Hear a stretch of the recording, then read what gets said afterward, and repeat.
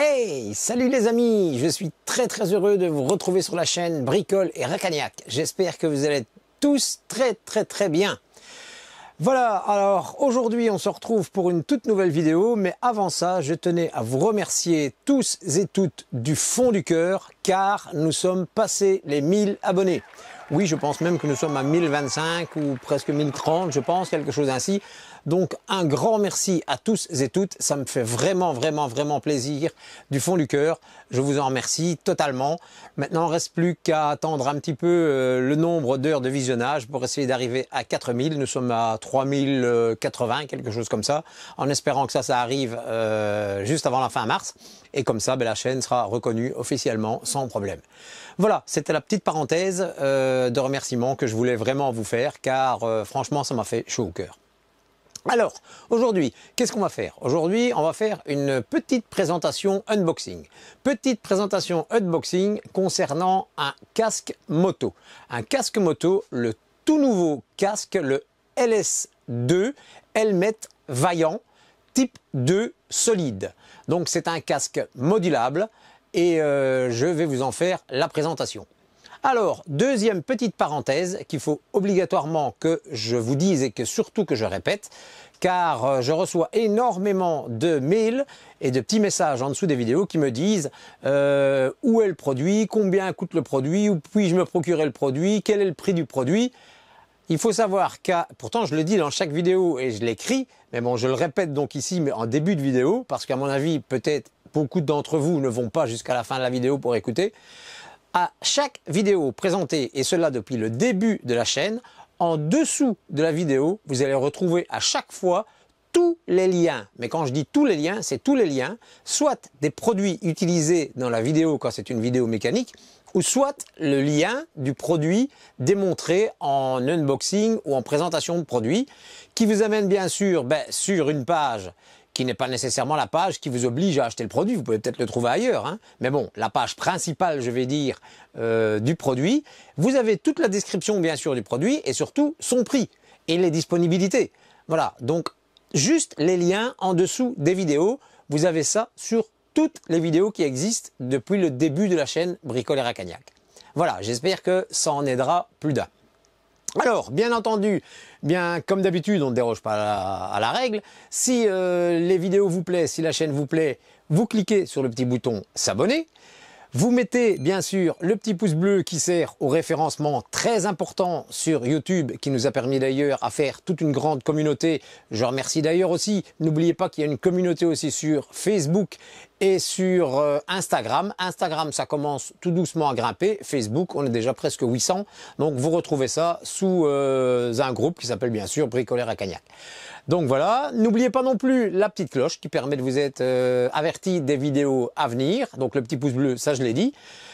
Et alors, n'oubliez pas non plus que, vous allez le voir en dessous des vidéos, vous bénéficiez aussi, et ça jusque fin 2021, d'un code promo de moins 10% sur tous les achats que vous allez faire sur le site de Sylvain de chez monoutillage.com. Donc ça, je tenais à le spécifier parce que je pense que comme ça avait été aussi expliqué en fin de vidéo lors du Nouvel An, mais je pense que beaucoup de personnes l'ont peut-être zappé. Donc grâce à monoutillage.com, vous bénéficiez de moins 10% sur n'importe quel produit, n'importe quel achat que vous pouvez faire sur le site de monoutillage.com. Grâce au code que vous allez retrouver aussi en dessous de chaque vidéo à partir déjà depuis le début de l'année. Voilà, écoutez, sans plus attendre, je vais vous présenter donc ce casque et nous sommes partis. C'est parti! Utilisateur non reconnu. Erreur système. Utilisateur non reconnu. Erreur système.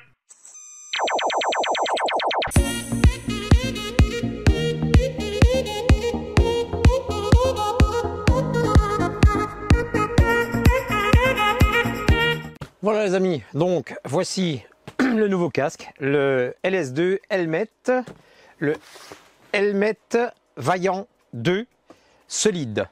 Donc c'est le tout nouveau casque de chez LS2. Donc on va regarder ensemble. Je l'ai reçu il y a quelques jours. Je vous cache pas, je l'ai déjà ouvert un petit peu. J'ai enlevé les quelques petites étiquettes que l'on retrouve toujours un petit peu à gauche à droite et qu'on est obligé d'enlever. Alors voilà, bon, je vous montre un petit peu. Donc on le retrouve dans une belle petite boîte déjà. Belle petite boîte avec pas mal de petites présentations. Donc d'ici, je peux déjà vous dire un petit peu que on va retrouver ici, on vous montre qu'il y a une boucle micrométrique. Enfin, vous verrez un petit peu par vous-même les inscriptions qui se retrouvent ici derrière, je vais dire, mais bon, je ne vais pas vous les donner parce que c'est justement ce que je vais vous montrer dans la vidéo. Donc je pense que c'est un petit peu mieux de vous montrer un petit peu tout ça en direct. Alors, qu'est-ce qu'on retrouve? On retrouve le fameux petit plastique. Décidément, j'ai avalé un chat aujourd'hui. Le petit plastique avec les autocollants réfléchissants que la loi impose de mettre dans différents pays. Voilà, donc ça, vous en avez. Vous avez même des petits explicatifs pour pouvoir vous dire où il faut les mettre sur le casque. Donc ça, bah, à vous de voir si vous voulez les mettre ou pas, tout en sachant que il y en a déjà du système réfléchissant qui se trouve sur le casque. Donc ça, on va y venir. Alors, il est livré avec un superbe sac à dos. Donc la boîte, bah, on peut la retirer. Hein.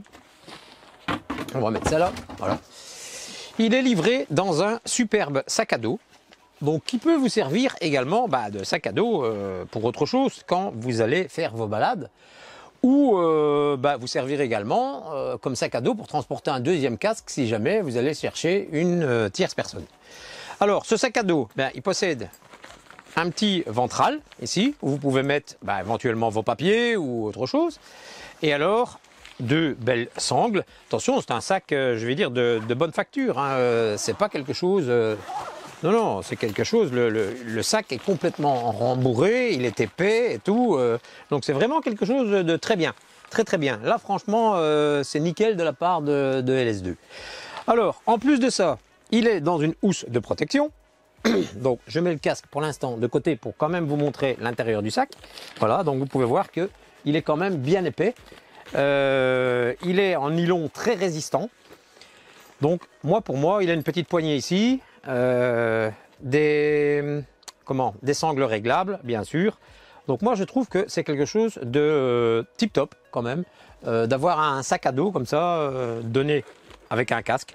Moi, je pense que c'est vraiment pas mal. Et moi, je dis donner parce que quand je vous aurai donné plus ou moins le prix du casque par rapport à ce que vous allez voir comme référence, ben moi, je trouve franchement que c'est donné. Voilà. Enfin, c'est mon avis. Hein. Bon. Alors, maintenant, on retrouve un petit peu donc le casque qui se trouve en plus de ça dans une belle housse de protection que vous allez pouvoir venir mettre dans votre top case si vous en avez un. Donc, avec un petit système de serrage. Voilà. On enlève un petit peu tout ça tout doucement. Voilà. Et voilà ce que l'on retrouve. Donc on retrouve le nouveau LS2. Alors, visuellement, je vais dire, ceux qui ont déjà possédé un LS2 vont me dire, ouais, bah apparemment, il n'y a pas grand-chose qui change par rapport au nouveau système d'LS2 niveau 1, on va dire, hein, version 1. Pas tout à fait, pas tout à fait. La plus grosse chose qui va changer, c'est l'ouverture de la visière et de la mentonnière. En fait, sur la version 1, le problème était que quand on ouvrait la visière et que l'on ouvrait la mentonnière, puisque c'est un casque modulable, hein, moi je prends toujours des casques modulables, donc puisque j'ai une GT sportive, donc bon, j'ai toujours aimé ça. Donc l'inconvénient, c'est que quand on ouvrait, puisque c'est indépendant, hein, donc vous savez ouvrir votre visière et vous savez ouvrir, bien sûr, votre mentonnière. Eh bien, avant, dans l'ancienne version, quand on venait faire ceci, ça claquait assez fort dessus et on avait quelques difficultés, je vais dire, à pouvoir l'ouvrir, comme pouvoir le refermer. Il fallait obligatoirement le faire à deux mains, qui n'est pas le cas ici. Je vous montre. Donc ici, vous avez la petite ouverture en dessous. Donc vous appuyez avec un doigt légèrement dessus, vous venez lever et si vous regardez bien, la visière va se lever d'elle-même, voilà, et elle se décale. Et ça, en fait, c'est dû au système de mécanisme que vous retrouvez ici. Et ce système de mécanisme a tout un système de roue dentée à l'intérieur qui permet également, et ça je ne sais pas si vous le savez, enfin beaucoup d'entre vous ne le savent pas, mais beaucoup d'entre vous le savent également, que le LS2 permet de faire 180 degrés avec la mentonnière. Voilà, donc vous vous retrouvez avec un casque jet, en fait. Donc vous savez bien sûr refermer la visière, voilà, et vous vous retrouvez avec un jet. Alors, maintenant, il y a beaucoup qui vont se poser la question, oui, mais attention, moi j'ai entendu dire que lorsqu'on enlevait une mentonnière d'un casque comme ça, c'était plus homologué. Ah ben si, celui-ci possède la double homologation, donc je pense que c'est CE plus EP, ECPI, quelque chose comme ça. Le nom exact de la deuxième homologation, personnellement, je ne la connais pas plus que ça. Je vais bien jeter un petit coup d'œil rapide sur la caisse. Si jamais je vois ça, je vous le dis, mais non. Apparemment, sur la caisse, ce n'est pas marqué. Non. Alors, ce que j'ai oublié de vous dire aussi, c'est que pour avoir plus facile pour le retrouver, le modèle, c'est le FF 900. Donc, François 900. Donc, c'est le LS2 Vaillant type 2, donc nouveau modèle, FF 900. Et donc, le voici. Il possède, donc cela, tenez-vous aussi, une garantie de 5 ans. Donc, ce casque est garanti 5 ans total. Alors, donc, je vous remontre pour le système ici qui est très facile. Donc, en plus de ça, je ne sais pas si vous avez vu, regardez. Donc, vous roulez en jet. Donc, votre visière est fermée. Voilà. Vous voulez refermer votre mentonnière. Eh bien, regardez, je ne touche pas à la visière. Je touche simplement à la mentonnière. Je remonte la mentonnière, la visière remonte d'elle-même pour permettre à la mentonnière de venir se reclipser tout seul. Voilà. Parce que bon, vous avez vu, j'ai pas eu besoin des deux mains. Hein. Évidemment, je ne l'ai pas sur la tête, donc c'est plus difficile quand même. Et puis, bah, vous venez tout simplement redescendre votre visière. Voilà. C'est pas plus compliqué que ça. Donc, vous voyez que ça fonctionne très bien et surtout, c'est très très facile.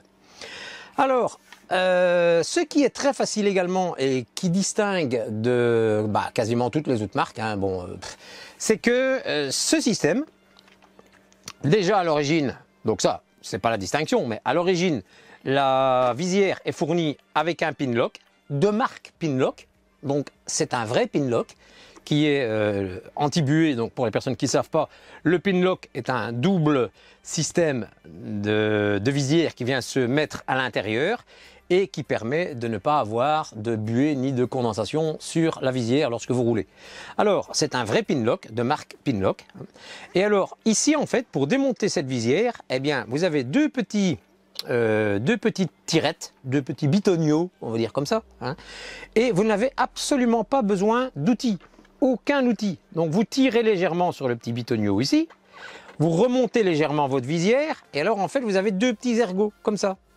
Enfin, qui sont plutôt dans l'autre sens, qui sont plutôt comme ça. Et hop, ils vont remonter. Donc regardez bien, je tire sur le petit bitonio et je tire vers le haut et hop, ma visière est défaite. C'est pas plus compliqué que ça. Donc je fais la même chose de l'autre côté. Voilà. Évidemment, de la gauche, c'est un peu plus dur. Voilà, ici, et ma visière est enlevée. Vous voyez le temps que ça m'a pris? Ça m'a pris 2 secondes.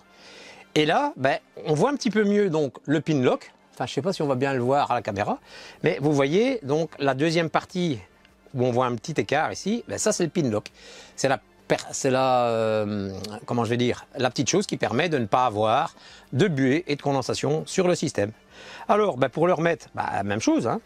Vous voyez les deux petits ergots, voilà.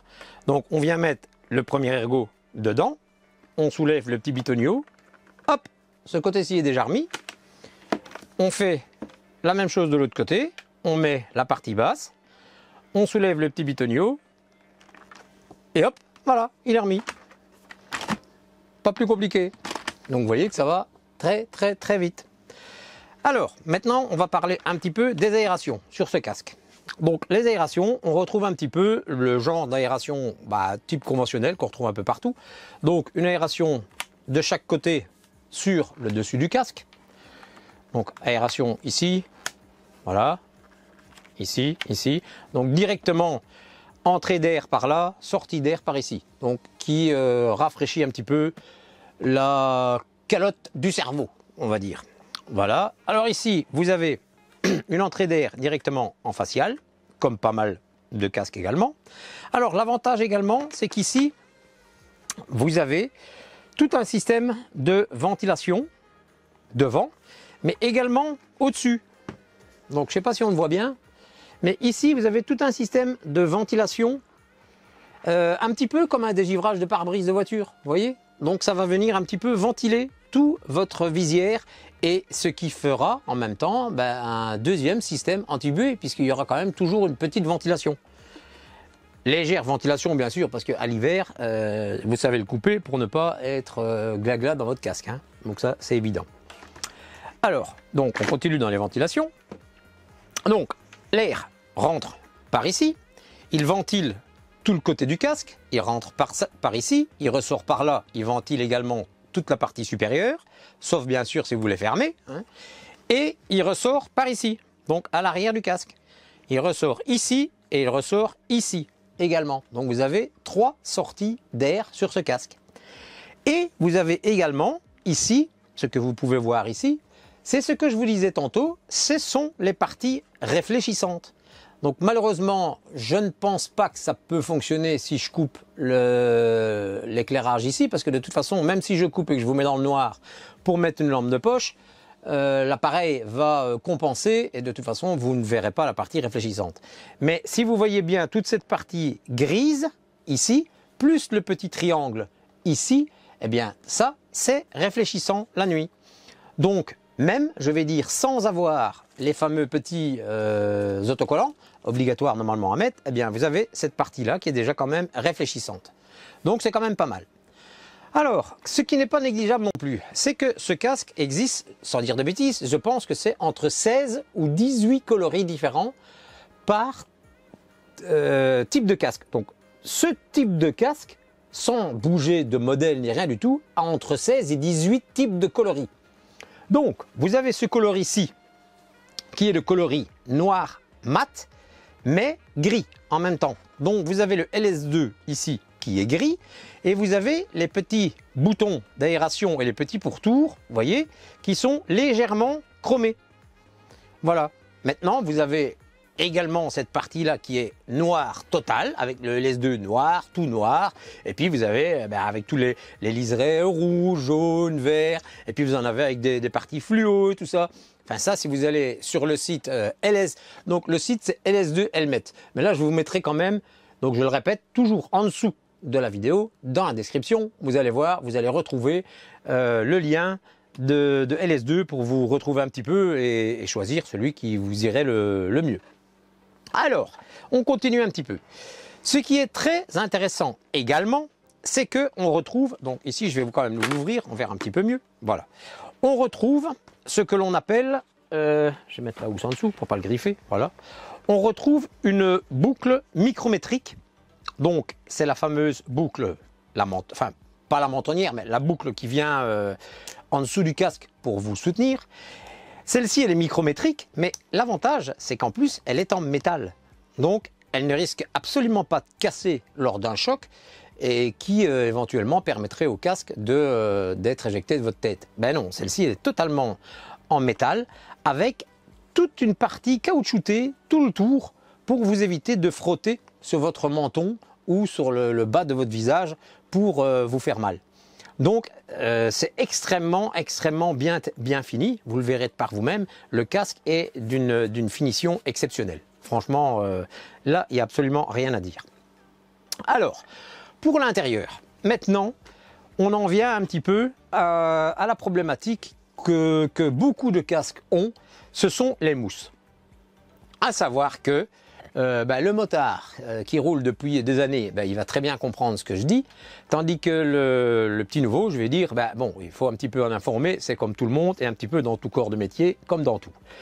Un casque, plus vous le portez, plus il se met à votre tête, bien entendu, mais plus les mousses, c'est comme un petit peu comme un oreiller, plus ça va s'écraser à la forme de votre visage, et moins, à la longue, moins il va serrer, ici à l'occurrence sur vos joues, donc le casque il va bouger un petit peu sur votre tête.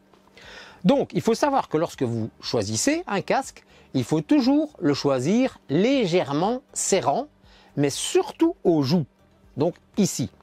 La partie ici au crâne, donc au-dessus de la tête, donc au front en fait, Cette partie-là, il n'y a quasiment pas de rembourrage, puisque vous arrivez directement dans la partie sécurité. Cette partie-là, quand vous mettez votre casque sur votre tête, vous ne devez absolument pas avoir mal au front. Si vous avez mal au front, c'est que le casque est trop petit.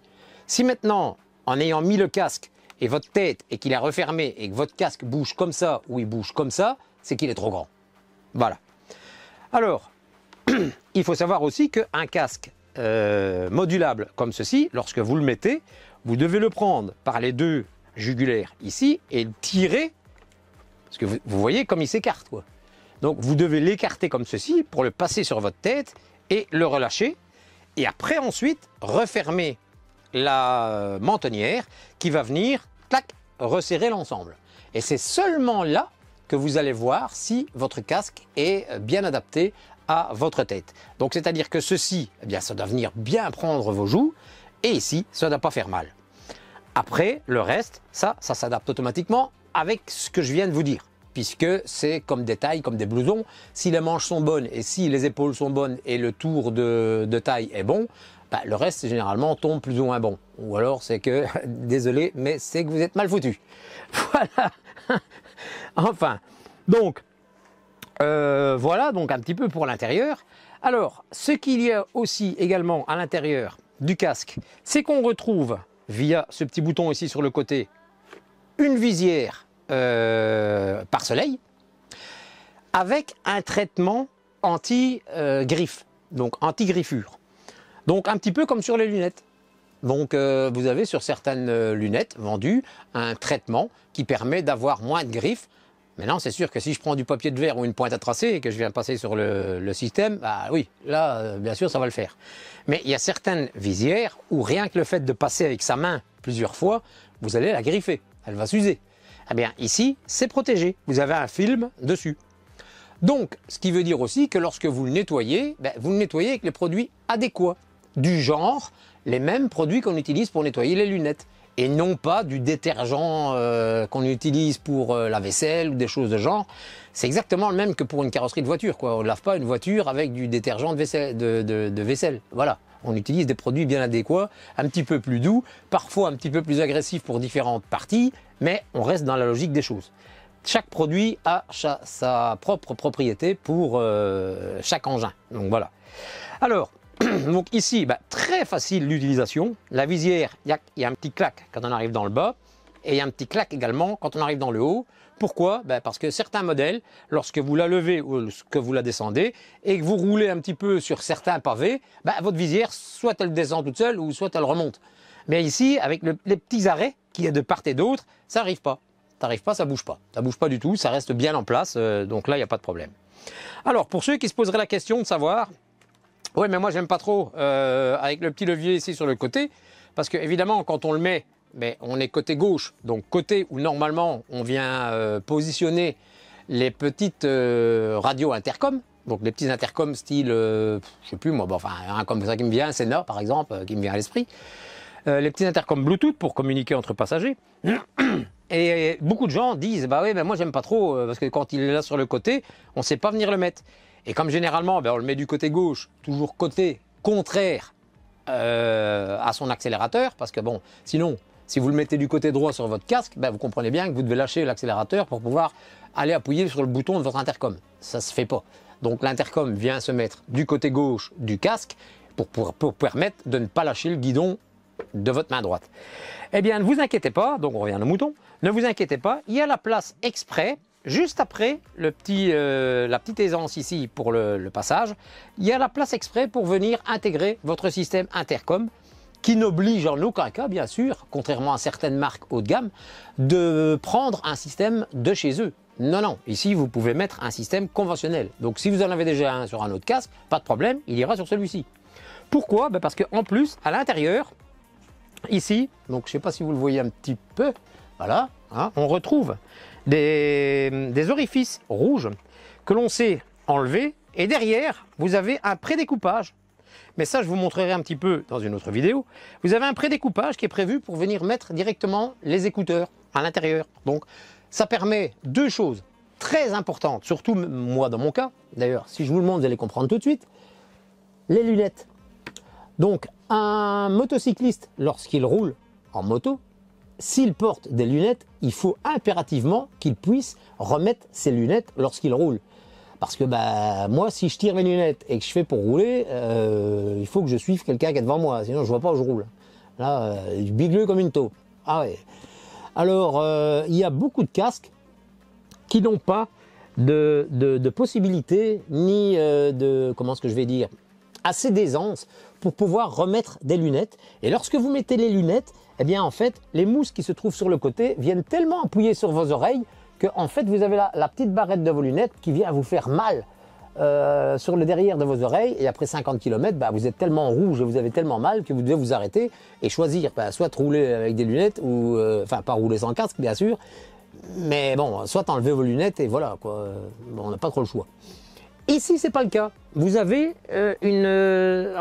enfin, il n'y a rien visuellement, il n'y a rien de prévu, c'est pas ça. Mais vous avez une place prévue pour pouvoir mettre les branches des lunettes comme il faut dans votre casque. Et donc, vous ne sentez absolument pas que vous portez des lunettes sur ce type de casque.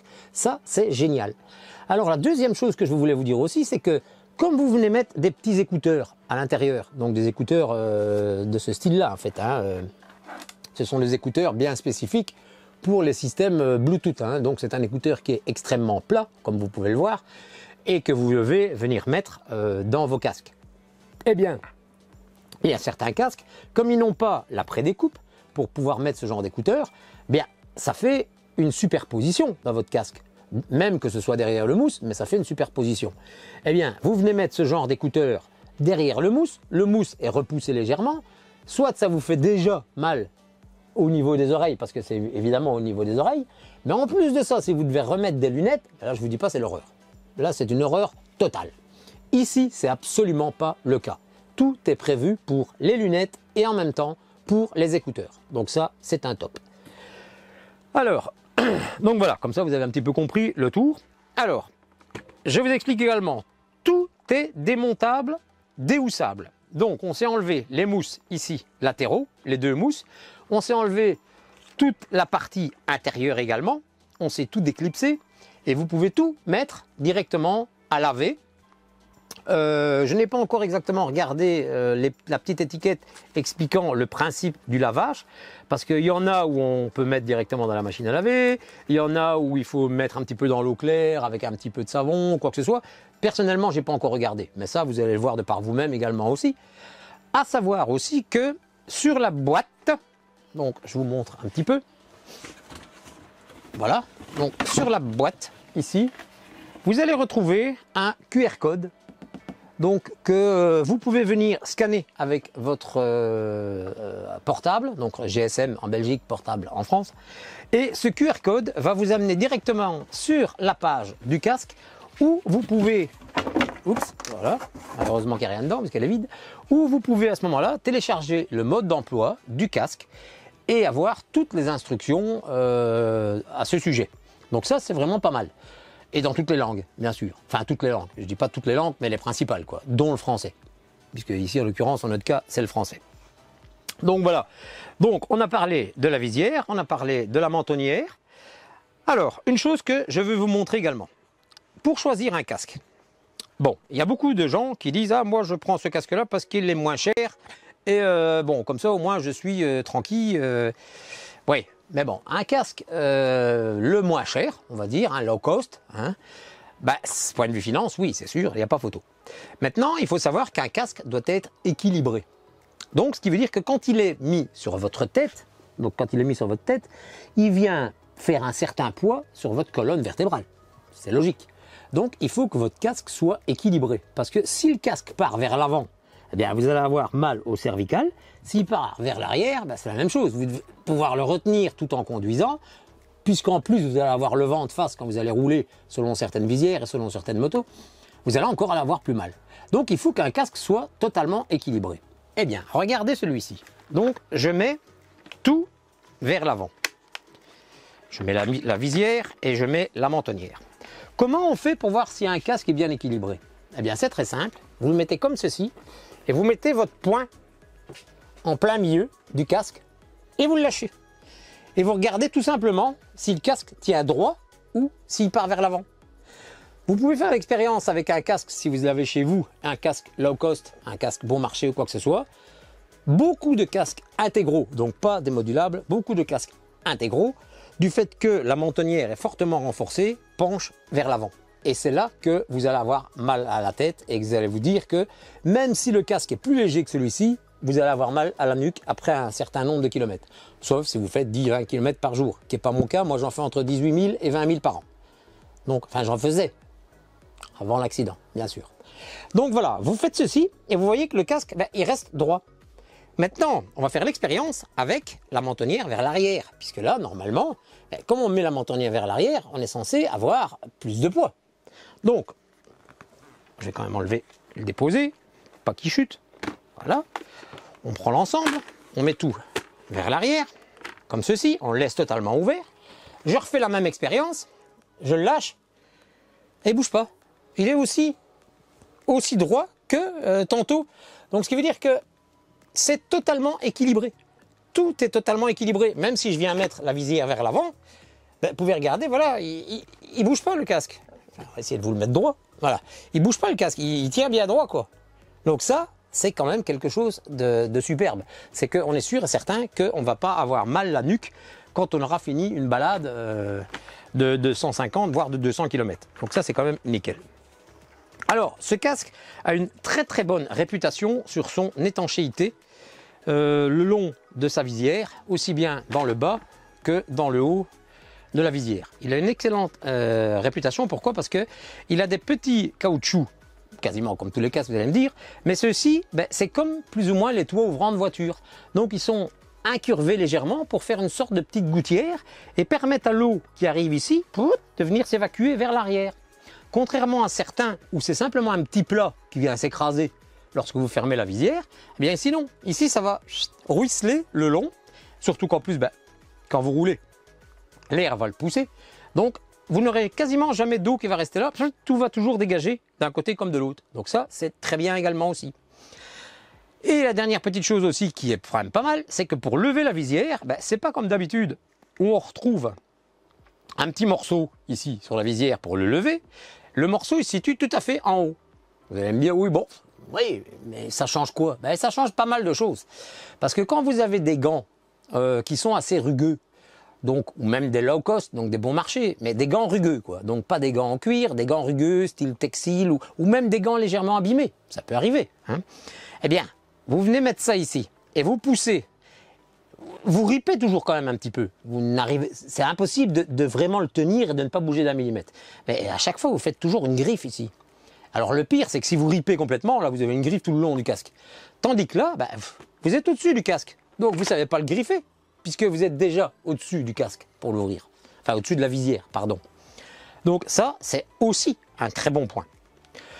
Donc voilà un petit peu les caractéristiques principales, même d'ailleurs quasi toutes les caractéristiques de ce casque. Alors, maintenant beaucoup vont me demander le poids. Eh bien, le poids, il est de 1700 grammes. Et moi ici, c'est une version M. À savoir que 1700 grammes, pour un modulable, attention, hein, parce que bon, il y a des casques qui sont beaucoup plus légers, mais on est dans des casques carbone, quoi que ce soit, et soit en intégral ou soit en jet. Ici, on est quand même dans un modulable, donc tout avec un mécanisme pour pouvoir l'ouvrir et le refermer. Et c'est ça, bien sûr, qui fait qu'il y a du poids en plus. Ok, il est un peu plus lourd, ok, mais comme il est hyper bien équilibré, vous ne le sentez absolument pas. J'avais un autre casque d'une autre marque, que je ne citerai pas, puisqu'il n'est plus là, il est mort, puisque j'ai eu l'accident avec. Celui-là faisait 1500 grammes. Eh bien, je vais vous dire que, comme on dit l'expression, c'est kiff-kiff et bourricot. Donc, que je mette celui-ci sur la tête, ou que je mette l'autre sur la tête, il n'y a aucune différence. Je ne sentais pas qu'il soit plus lourd ou quoi. Au contraire, celui-ci, pour moi, est beaucoup plus équilibré que l'ancien. Donc, le poids, voilà. Dernière chose que je dois vous dire également, ce sont les tailles. Je pense que sur ce casque-ci, sans dire de bêtises, on va du XS au 3XL. Donc XS, très petit, 3XL, pas mal déjà. Hein. Donc va avoir une bonne bouille pour y aller. Donc voilà, je pense que là on a fait le tour. Et maintenant, je suppose que la question subsidiaire que beaucoup de gens attendent, c'est « Oui, mais quel est son prix ?» Parce que bon, lorsqu'on a un casque avec beaucoup de possibilités comme ceci, qui est très modulable, avec beaucoup de fonctionnalités ici et là, ben, on arrive, comme de bonnes marques, de bonne renommée, que je ne nommerai pas non plus, à des 500-600 euros. Eh bien non, ici vous êtes à un prix de base, donc je cache un petit peu tout le reste de l'étiquette, vous êtes à un prix de base de, je ne sais pas si vous le voyez, de 319 euros. Donc 319 euros, prix de base conseillé. Ce n'est jamais ce prix-là que vous allez retrouver chez un vendeur. Il est toujours moins cher. Donc vous vous rendez compte qu'à 319 euros, vous avez un casque modulable qui sait faire jet, qui sait faire intégrable, donc modulable bien sûr, et en plus qui est livré même avec un superbe sac à dos et qui est super bien équilibré avec toute une fonctionnalité que je viens de vous énumérer de A à Z. Personnellement, il n'y a pas photo. Voilà, personnellement, il n'y a pas photo. Voilà, bah écoutez, je pense avoir fait le tour. Donc voilà, donc le LS2, nouveau modèle, Vaillant 2, donc le FF900. Je vous montre le descriptif juste en dessous. On se retrouve pour le débriefing. Ben voilà les amis, donc je vous ai présenté donc le casque LS2 Vaillant 2 FF900 nouvelle génération. J'espère que cette vidéo vous a plu, qu'elle en sera utile à plus d'une personne. Je pense normalement que oui, parce que ce casque est une nouveauté, donc c'est une nouveauté 2021. Vous n'avez plus du tout donc la problématique, comme je vous ai expliqué, du LS2 pardon, première génération, où la mentonnière venait s'accrocher dans la visière, puisque comme je vous l'ai démontré, ici vous voyez bien que tout fonctionne nickel. Voilà, bah écoutez, j'espère que cela vous a plu. Donc je vous marque tout ça juste en dessous de la description. Et moi je vous dis bien sûr à la prochaine pour une prochaine vidéo sur la chaîne Bricole et Racagnac. Salut à tous!